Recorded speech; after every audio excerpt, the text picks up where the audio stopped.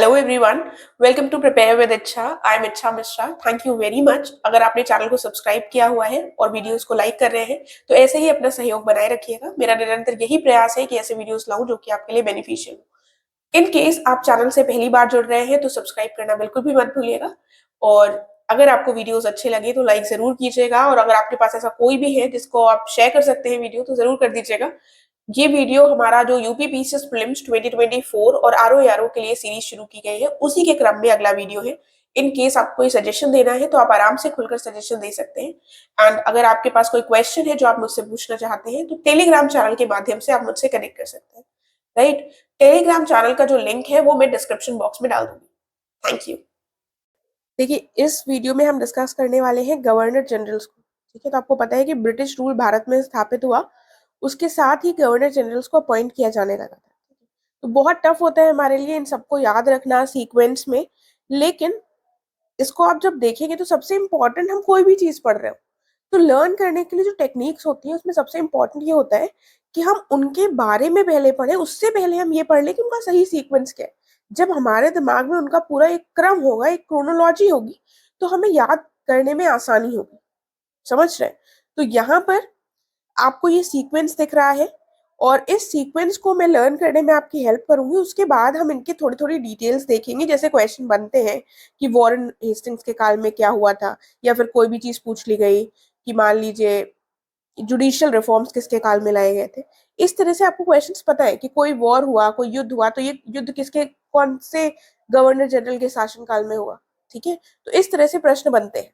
तो उनको हम पहले देखें, उससे पहले ये जरूरी हो जाता है कि हमारे दिमाग में पूरा एक सीक्वेंस होना चाहिए कि 1773 में अगर बना था कोई, वॉरेन हेस्टिंग्स आए थे पहले, उस गवर्नर जनरल ऑफ बंगाल बनाए गए थे ये, उसके बाद गवर्नर जनरल ऑफ इंडिया, फिर वाइस रॉय।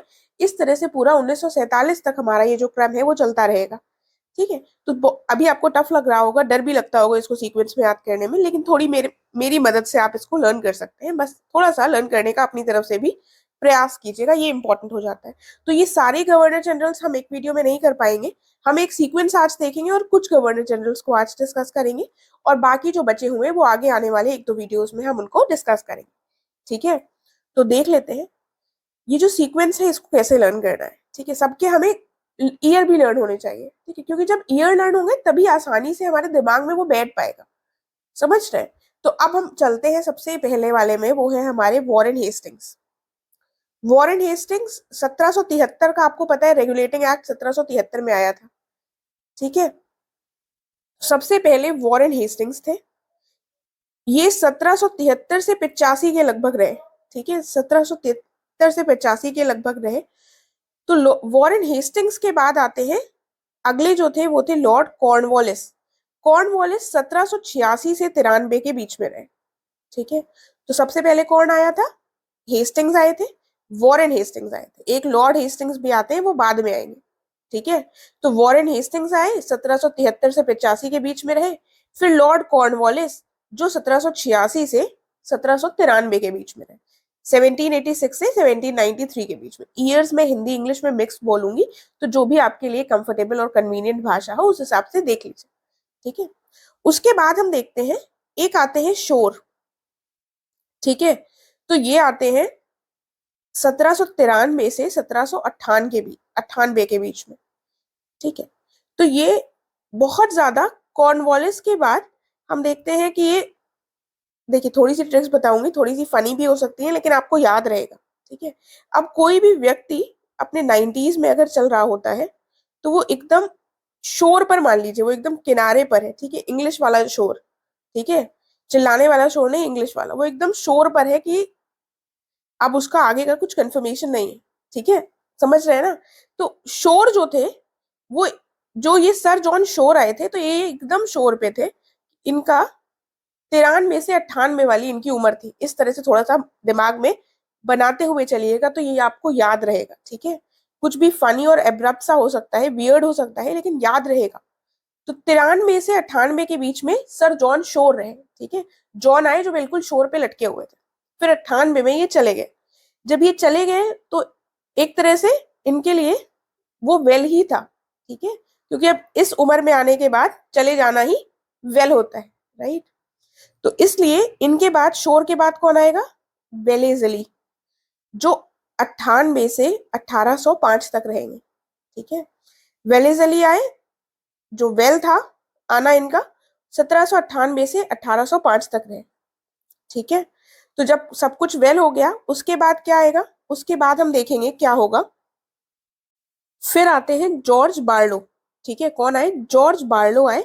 ये रहे 2 साल के लिए, 1805 से 7 तक के लिए ये रहे। ठीक है, उसके बाद आते हैं Minto one, Lord Minto one. ठीक है, बार्ल बार्लो के बाद 1807 से 13 तक कौन आते हैं? Lord Minto one. ठीक है, फिर 1813 से 23 का जो पीरियड है 10 साल का, इस समय हेस्टिंग्स आएंगे। ठीक है, ये वॉरेन हेस्टिंग्स से सबसे पहले, लेकिन ये वाले जो है ये लॉर्ड हेस्टिंग्स है, तो हमें कंफ्यूज नहीं होना है, पहली बात। दूसरी बात हमको इस तरह से याद रखना है कि ये जो 13 से 23 वाली जो हमारी उम्र होती है, टीन एज वाली, तो इसमें हमको लगता है जल्दी जल्दी से सब कुछ हो जाए और हम एडल्ट हो जाए। ठीक है, एक तरह से आप ऐसे लर्न कर सकते हैं कि हेस्टिंग्स, लॉर्ड हेस्टिंग्स जो है, इन्होंने बहुत ही हेस्टली, मतलब बहुत जल्दी जल्दी कोशिश करी, तो ये हेस्टिंग्स 10 साल वाला ये जो पीरियड होता है हमारे जीवन का, उस समय पर है। ठीक है, या फिर ये जब आए थे तो इनके समय पर क्या हुआ? इनके समय पर ये प्रयास किया गया था कि मराठास को एक तरीके से हटाने का, मराठास को समाप्त करने का इन्होंने प्रयास किया। ठीक है, और इन्होंने कोशिश करी कि जो हमारे उस समय पर नेपालीस थे, नेपालीस के साथ उस समय पर वॉर हुआ था। ठीक है, एंग्लो नेपालीज वॉर हुआ, तो कुल मिलाकर इन्होंने हेस्टली, जल्दी जल्दी, उसमें जो अंग्रेजी की नीतियां चल रही थी, अंग्रेजों की नीतियां जो चल रही थी, उसमें परिवर्तन लाने की कोशिश करी। परिवर्तन इन द सेंस इन्होंने बड़े बड़े कदम उठाए। इनके समय पर तीसरा आंग्ल मराठा युद्ध हुआ, आंग्ल नेपाल युद्ध हुआ, एंग्लो नेपालीज वॉर। इस तरह से हम कुछ को रिलेट कर कर इनको याद कर सकते हैं। लॉर्ड हेस्टिंग्स 1813 से 23। अब लॉर्ड हेस्टिंग्स को आप नहीं बोलेंगे, 1813 से 23 के बीच में, तो ये हमारे लॉर्ड हेस्टिंग्स तक हो गया, 1813 से 23 तक ये रहे, 23 तक का पीरियड हो गया। इनके बाद जब हेस्टिंग्स जल्दी जल्दी कर कर चले गए, तो आते हैं एक और जॉन, जिनका नाम था जॉन एडम। ये बस 1823 में थोड़े समय के लिए आए थे। ठीक है, फिर हम देखते हैं, आते हैं लगभग 5 सालों के लिए लॉर्ड एमहर्स्ट। ठीक है, कौन आते हैं? Lord Amherst. 1823 से 28 के बीच में आते हैं। ठीक है, तो हेस्टिंग्स के बाद कौन आए? एडम, एडम के बाद एमहर्स्ट। ठीक है, हेस्टिंग्स, एडम और एमहर्स्ट। इसके बाद आते हैं विलियम बेंटिक। ठीक है, तो ये जो वॉरेन हेस्टिंग्स थे सबसे पहले ये वाले, ये कौन थे? ये थे पहले governor general of India, sorry, governor general of Bengal थे ये। ठीक है, और गवर्नर जनरल ऑफ इंडिया कौन बनते हैं? वो बनते हैं हमारे लॉर्ड विलियम बेंटिक। ठीक है, तो लॉर्ड विलियम बेंटिक 1828 से 1835 के बीच में रहे, और इस समय पर चार्टर एक्ट 1833 का लेकर आया गया था। ठीक है, तो यहां तक हमने देख लिया कि किस तरह से गवर्नर जनरल ऑफ बंगाल से गवर्नर जनरल ऑफ इंडिया तक के ये जो गवर्नर जनरल्स थे उनका क्या सीक्वेंस था। आई होप आप लोगों के दिमाग में ये हो गया होगा, बैठ गया होगा सही से। और अगर नहीं बैठा है तो एक बार वीडियो को पॉज कीजिए और अपने रिवाइंड करने की कोशिश कीजिए कि कैसे कैसे क्या सीक्वेंस रहा है। एक बार अगर आपने आंखें बंद कर खुद सोच लिया ना, तो ये आप भूलेंगे नहीं। ठीक है, तो आज जो हम थोड़ा सा डिटेल देखेंगे वो लॉर्ड विलियम बेंटिक तक ही देखेंगे, लेकिन आगे हल्का सा सीक्वेंस और पढ़ लेते हैं। तो लॉर्ड विलियम बेंटिक जब चले गए, तो जब बेंटिक चले गए 1835 में, तब क्या हुआ? उसके बाद कौन आता है? देखिए, इसको कैसे लर्न कर सकते हैं। आपको पता है बेंटिक जो थे ये पहले गवर्नर जनरल ऑफ इंडिया थे। ठीक है, तो जो ये बेंटिक थे या फिर विलियम बेंटिक थे, विलियम बेंटिक मेट ऑकलैंड इन अ बरो। थोड़ा सा अंग्रेजी का है, लेकिन बरो, आप वो नहीं होते जो चूहे का जिसमें वो लोग रहते हैं। ठीक है, तो विलियम बेंटिक किससे मिले? ऑकलैंड से मिले, इन अ बरो। ठीक है, विलियम बेंटिक मेट ऑकलैंड इन अ बरो। अब आपको ये याद रहेगा इन 4 लोगों का सीक्वेंस। विलियम बेंटिक से क्यों याद रहेगा? क्योंकि सबसे पहले तो विलियम बेंटिक वो थे जो गवर्नर जनरल ऑफ इंडिया कहलाए। इनके बाद के कौन थे? विलियम बेंटिक मेट ऑकलैंड इन अ बरो। ठीक है, मेट से मेटकॉफ हो गया, ऑकलैंड का तो नाम आ ही रहा है, और बरो से हो गए हमारे एलन बरो। ठीक है, तो ये जो विलियम बेंटिक के बाद मेटकॉफ आए थे, ये 35 से 36, एक ही साल के लिए रहे, ज्यादा लंबे समय के लिए नहीं रहे। ऑकलैंड जो थे ये 36 से 42 तक रहे, 1842 तक इनका समय चलता रहा। एलन बरो जो थे ये 1842 से 1844 तक रहे, 2 साल के लिए। ठीक है, तो अब 44 के बाद आप देखिए क्या होता है। अब थोड़ा सा टफ टाइम शुरू होता है, क्योंकि हम थोड़ा सा उस समय पर पहुंच जाते हैं। 1857 का हमारा नेक्स्ट डिकेड आने वाला है, और उसमें 1857 का विद्रोह होता है। ठीक है, तो उससे पहले हमारे लिए ये 4 लोग हो गए बरो तक। फिर हार्ड टाइम शुरू होने वाला होता है इस वाले डिकेड में, क्योंकि कहीं ना कहीं 1857 का जो युद्ध हुआ था उससे पहले की कहानी हमारी 1 दशक पूर्व ही बनेगी। ठीक है, तो उससे पहले हमारा हार्ड टाइम शुरू हो गया था, जिसका फाइनली 1857 में हम देखते हैं विस्फोट के रूप में। ठीक है, तो थोड़ा सा इस तरह से आपको याद रहेगा। तो हार्ड टाइम शुरू हुआ तो सबसे पहले हार्डिंग वन आ गए थे, हमारा हार्ड टाइम शुरू हो गया था 44 से 48 के बीच में, इनका टाइम पीरियड था 1844 से 48 के बीच में। ठीक है, फिर 1848 से 1856 के बीच में डलहौजी रहे। देखिए डलहौजी टाइप के ऐसे नाम है जो हमको पता है। ठीक है, हमने थोड़ी बहुत भी मॉडर्न हिस्ट्री पढ़ रखी है, तो आपको पता है डलहौजी थे, जिनकी नीतियों के चक्कर में 1857 का जो युद्ध हुआ था वो हुआ था, क्योंकि इन्होंने क्या किया था, और ये रेलवे का भी निर्माण इन्होंने करवाया था। डलहौजी का नाम मैं ये लेख मानकर चल रही हूँ, आप लोगों को पता है। तो बेंटिक के बाद बेंटिक मेट ऑकलैंड इन अ बरो, उसके बाद हम देखते हैं हार्ड टाइम शुरू हो गया, क्योंकि डलहौजी जैसे व्यक्ति आने वाले थे जो अच्छे नहीं थे भारत के लिए, और हमारा 1857 का भी नेक्स्ट डिकेड में युद्ध होने वाला था। राइट, तो आई होप इतना आप लोगों को लर्न हो गया होगा डलहौजी तक। अब इसके आगे वाले जो है उनको हम नेक्स्ट वीडियो में देखेंगे। फिलहाल जो हमारे विलियम बेंटिक तक है, इनकी हम थोड़ी सी डिटेल देख लेते हैं। राइट, तो ये आपको नाम नहीं भूलना है, ये सीक्वेंस आपके दिमाग में रहेगा, तो आपको चीजें काफी आसानी से लर्न हो जाएंगी। राइट, तो आइए देख लेते हैं पहले। वॉरेन हेस्टिंग्स आ गए। ठीक है, अब ये जो वॉरेन हेस्टिंग्स थे, इनका पता है हमको 1773 से 1785 के लगभग रहे, इनका ये काल था। उसके बाद रेगुलेटिंग एक्ट जो बहुत फेमस है, ये 1773 में आया इन्हीं के समय पर। ठीक है, रेगुलेटिंग एक्ट के फीचर्स वगैरह हम यहाँ पर नहीं डिस्कस करेंगे, थोड़ा बहुत आपको इसके बारे में पता होना चाहिए, लेकिन अगर हम सारी चीजें यहाँ पर लेंगे तो सब कुछ मिक्स हो जाएगा और हम कंफ्यूज हो जाएंगे, तो वो नहीं लेते। तो इनके समय पर सबसे इंपॉर्टेंट काम क्या हुआ, रेगुलेटिंग एक्ट आया। रेगुलेटिंग एक्ट के माध्यम से ही क्या हुआ था, सुप्रीम कोर्ट स्थापित हुआ था बंगाल में। ठीक है, सुप्रीम कोर्ट बंगाल में स्थापित हुआ था। इस समय पर जो एक बहुत इंपॉर्टेंट प्रश्न भी पूछा जाता है कि एशियाटिक सोसाइटी ऑफ बंगाल कब स्थापित हुई। 1784 में स्थापित हुई थी विलियम जोन्स के द्वारा। ठीक है, वॉरेन हेस्टिंग्स के समय पर विलियम जोन्स ने स्थापित किया था इसको। राइट, उसके बाद इन्हीं के समय पर हम देखते हैं पिट्स इंडिया एक्ट आता है 1784 का, क्योंकि ये तो 85 तक रहे थे। एक तो इनके आते ही आते आ गया था, उसके बाद इनके जाने से पहले भी एक एक्ट आ गया था, पिट्स इंडिया एक्ट। ठीक है, उसके बाद इनके समय पर एक चीज और हुई थी, इनके समय पर जो बंगाल में द्वैध शासन शुरू हुआ था, दोहरी व्यवस्था शुरू हुई थी, डुअल सिस्टम, वो भी समाप्त हो गया था। और इस द्वैध शासन को स्थापित किसने किया था, रॉबर्ट क्लाइव ने स्थापित किया था। ठीक है, तो रॉबर्ट क्लाइव के द्वारा जो स्थापित किया गया द्वैध शासन की व्यवस्था थी, वो किसके समय पर एंड हुई, वॉरेन हेस्टिंग्स के समय पर। और इन्हीं के समय पर जेम्स ऑगस्टस हिक्की नामक एक व्यक्ति थे, इन्होंने बंगाल गजट नामक पेपर निकाला था, जो कि भारत का पहला न्यूज़पेपर था, बंगाल गैजेट। ठीक है, बंगाल गजट भी कह सकते हैं। 1780 में निकाला गया ये पहला पेपर था भारत का। ठीक है, अब आपको अपने दिमाग में इनके सारे जो पॉइंट्स हमने यहाँ पर पढ़े सब रिवाइज कर लीजिए एक बार, साथ में अगर करते हुए चलेंगे तो फिर याद रहेगा। ठीक है, भूलेंगे नहीं, और हमारा प्रयास यही होना चाहिए कि अगर एक बार हम चीजों को सुन ले तो हम भूले नहीं। वॉरेन हेस्टिंग्स हो गए, उसके बाद इनके समय की कुछ और घटनाएं हैं वो भी देख लेते हैं। जैसे इन्हीं के समय पर प्रथम आंग्ल मराठा युद्ध हुआ था 1785 से 82 के बीच में।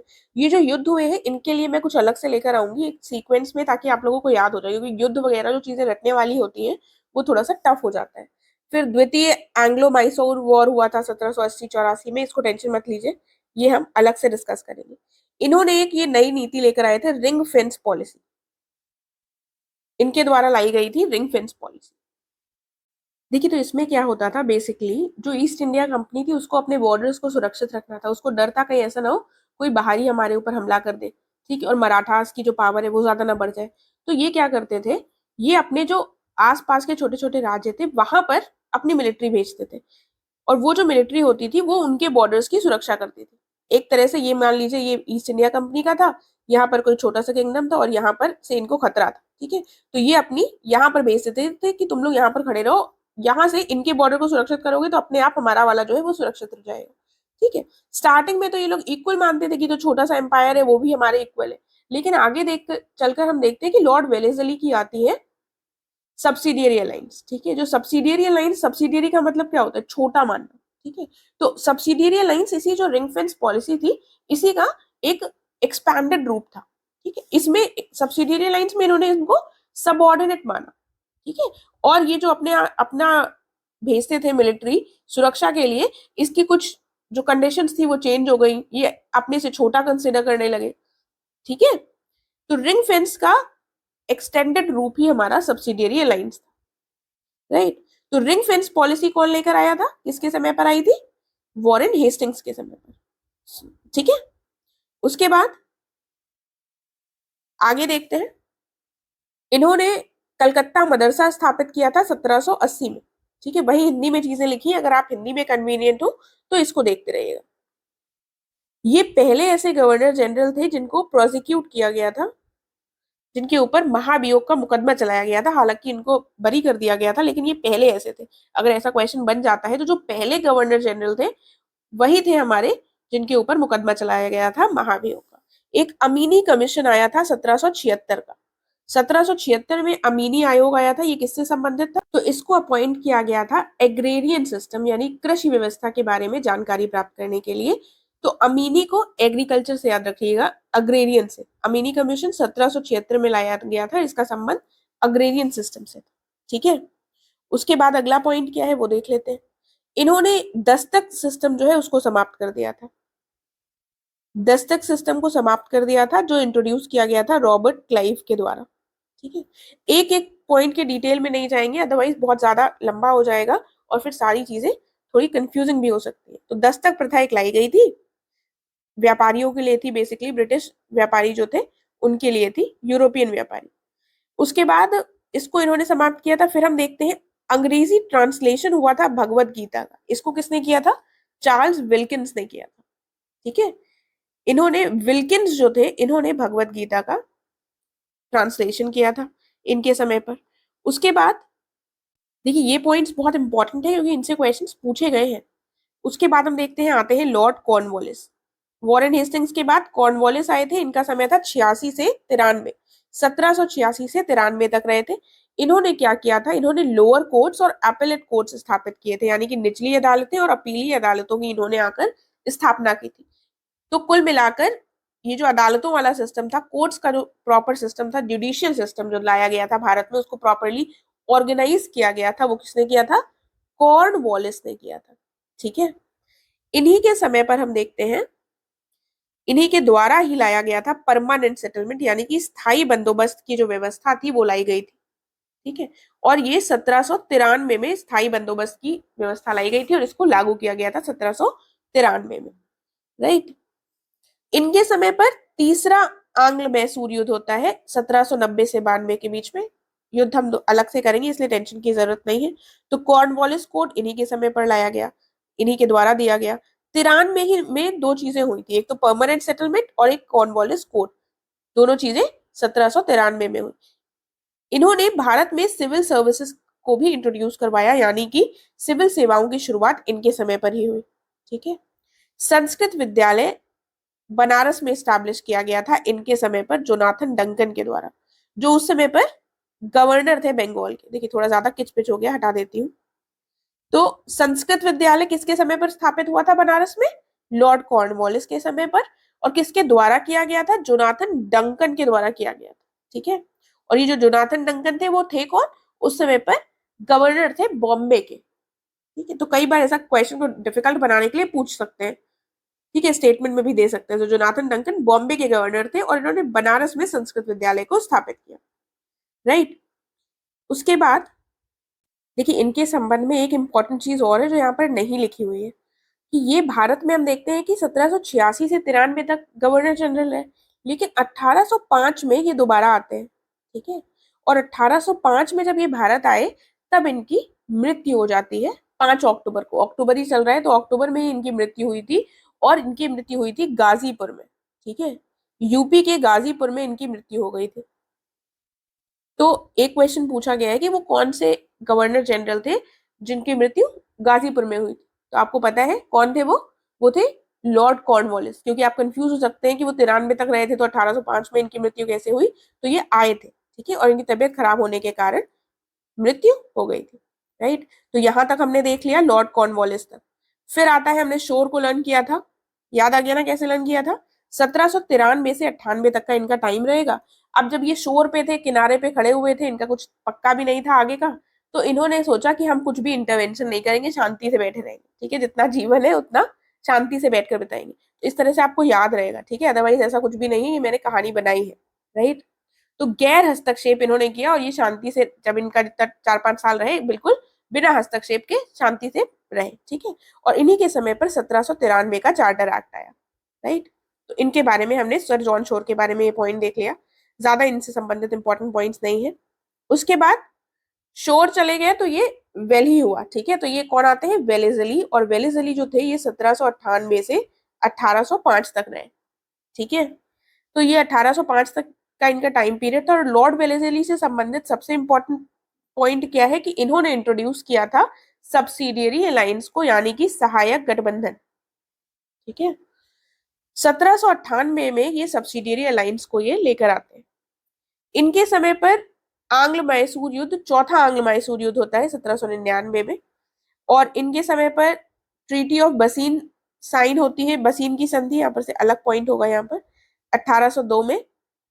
ठीक है, मराठों का जो अलायंस था उनका और अंग्रेजों के बीच में ये साइन हुई थी, जिसकी साइड पर कौन थे, बाजीराव थी। ये भी हम अलग से डिस्कस करेंगे। फिर द्वितीय आंग्ल मराठा युद्ध होता है 1803 से 5 के बीच में, इनके समय। ठीक है, उसके बाद जो हमें ध्यान से पॉइंट देखना है, क्योंकि हम इनको अभी देखेंगे युद्धों को, इसलिए हम इसमें कंफ्यूज नहीं हो रहे हैं।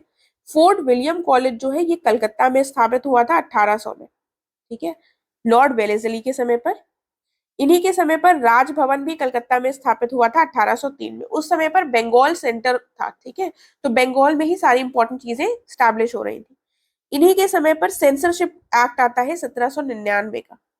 ठीक है, 1799 का सेंसरशिप एक्ट इनके समय में आता है। देखिए, अगर आपको नहीं भी याद है कि किसके समय पर आता है, तो अगर आपने अलग से लर्न कर रखा होगा पूरा सीक्वेंस कि लॉर्ड वेलेस्ली का समय था 1798 से 1805 का, और आपसे पूछ लिया जाए कि सेंसरशिप एक्ट किसके समय पर आया, तो आप चीजों को कनेक्ट कर सकते हैं। समझ रहे हैं? इन्होंने सब्सिडियरी अलायंस के माध्यम से तंजौर, सूरत, कर्नाटक, इसके इसका जो प्रशासन था वो अपने अंतर्गत ले लिया था। ठीक है,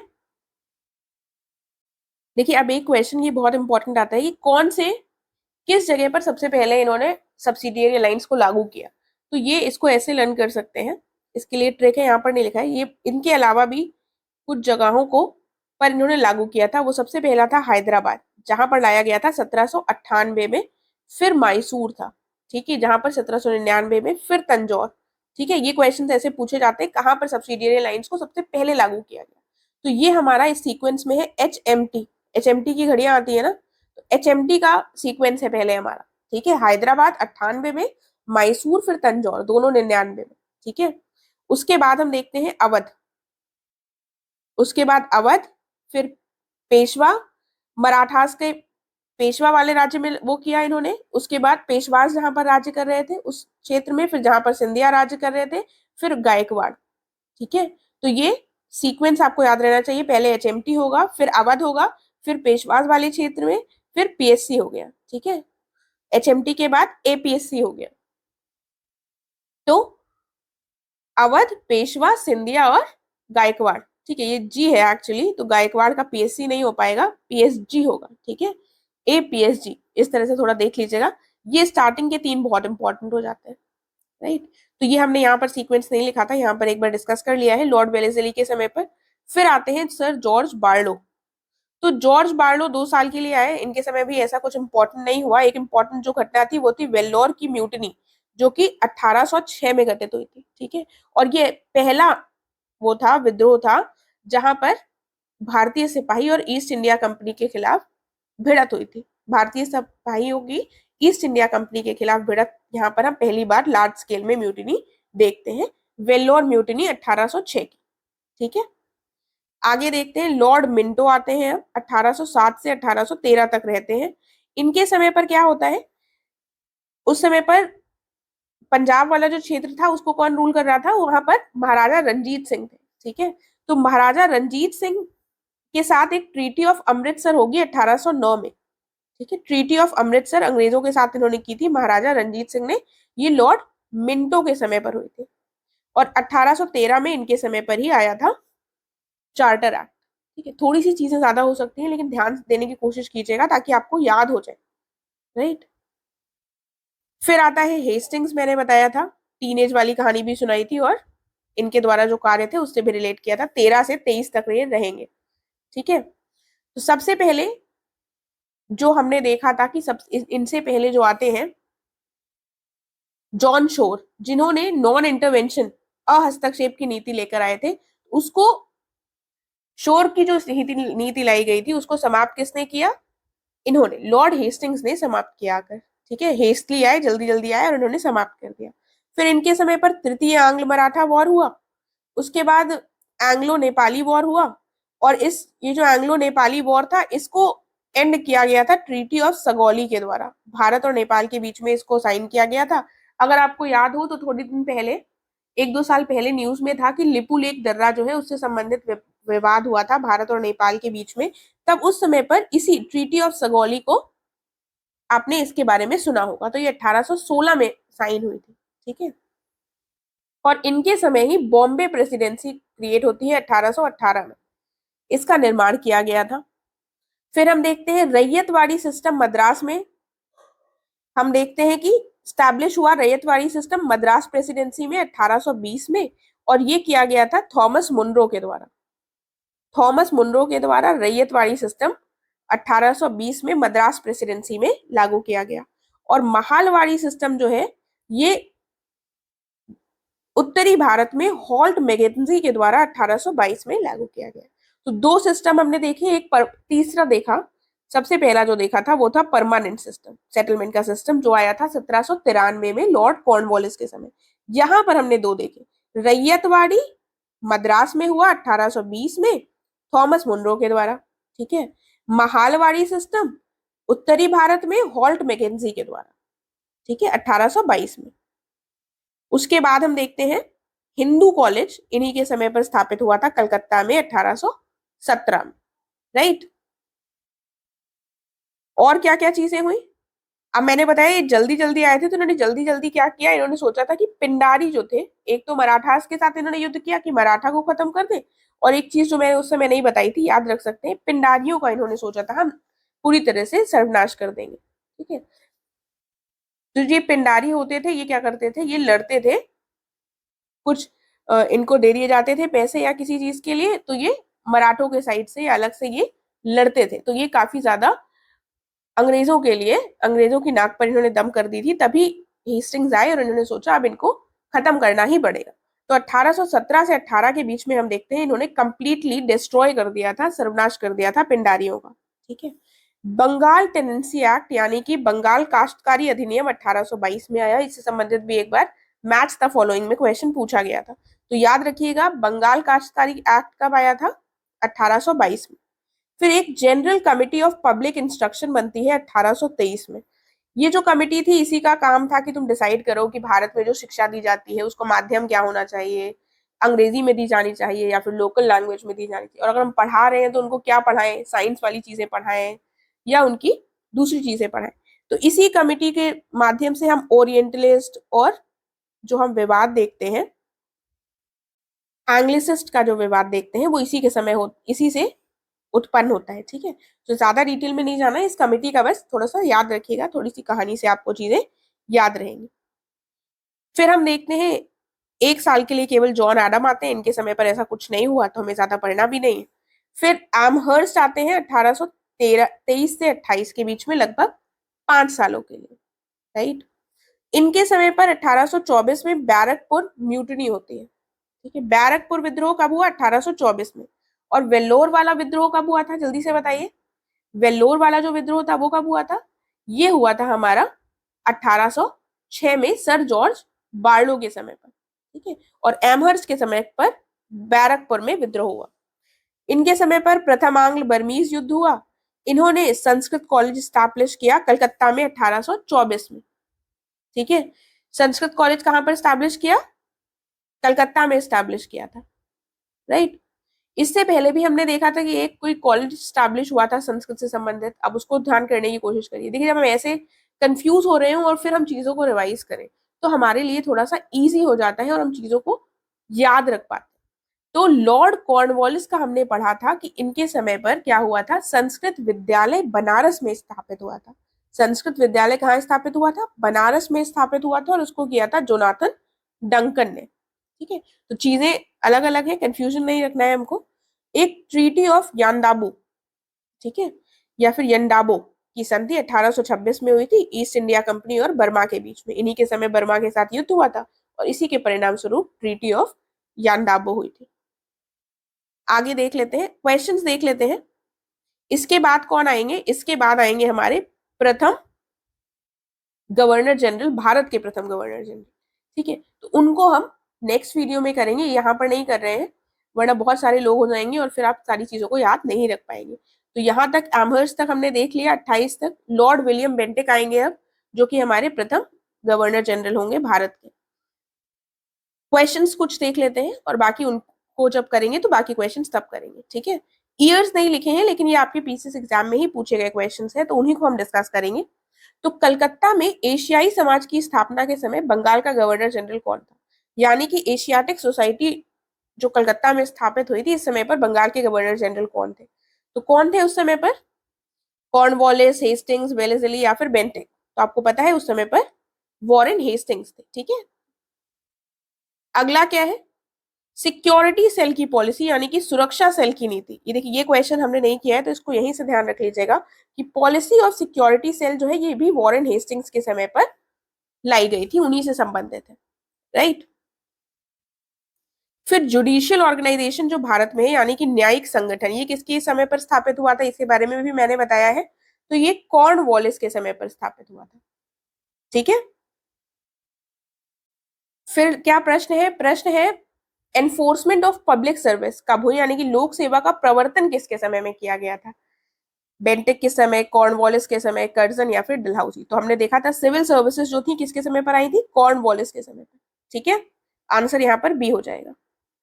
आगे सब्सिडियरी अलायंस, ये तो अब आसान प्रश्न है आपके लिए, आसानी से बता सकते हैं। जो ये सब्सिडियरी अलायंस है, सहायक संधि, ये किसके समय पर आई थी? वेलेस्ली के समय पर। ठीक है। आगे देखते हैं एंग्लो नेपाल वॉर, ये किसके समय पर हुआ? आंग्ल नेपाल युद्ध किसके शासनकाल में हुआ था? ये थोड़ा सा टफ हो सकता है क्योंकि हमने युद्धों को इतने अच्छे से नहीं देखा। तो फिलहाल के लिए देख लीजिए लॉर्ड हेस्टिंग्स। युद्धों को हम फिर से डिटेल में देखेंगे, तब ये आपको अच्छे से लर्न हो जाएगा। थोड़ा सा वीडियो अभी लंबा हो गया है, लेकिन अगर आपने ध्यान से सुना होगा तो आई एम श्योर कि आपने काफी सारी चीजें साथ में लर्न कर ली होंगी। एक बार सुनने के बाद अगर आपको नहीं याद हो रहा है तो स्पीड को इंक्रीज कर दोबारा देख लीजिएगा, ताकि ये वाली जो चीजें हैं वो आप ना भूलें। और अगर आपको अच्छा लगा है तो प्लीज लाइक करना मत भूलिएगा, ताकि मैं और ऐसे वीडियोस लाने के लिए मैं भी मोटिवेटेड रहूं, राइट। तो प्लीज लाइक जरूर कीजिएगा और जो भी आपके आसपास लोग हों, अगर आपको लगता है तो उनके साथ शेयर भी कीजिएगा। और अगर आपने पूरा वीडियो डेडिकेशन के साथ देखा है तो आई एम टेलिंग यू कि आपका प्रीलिम्स निकलने के जो बाकी लोगों से चांसेस हैं उनसे काफी ज्यादा है। ठीक है। क्योंकि बहुत इंपॉर्टेंट है कि हम डेडिकेशन से किसी की बात सुनकर चीजों को याद रख सकें, और प्रीलिम्स में ये सारी चीजें बहुत आपकी हेल्प करेंगी। शायद वहां पर आपको मेरी आवाज से ही चीजों को आप रिकॉल कर पाए। चलिए ठीक है, इसके साथ हम एंड करते हैं और आप जरूर इसको लाइक और शेयर और सब्सक्राइब कीजिएगा। Thank you very much.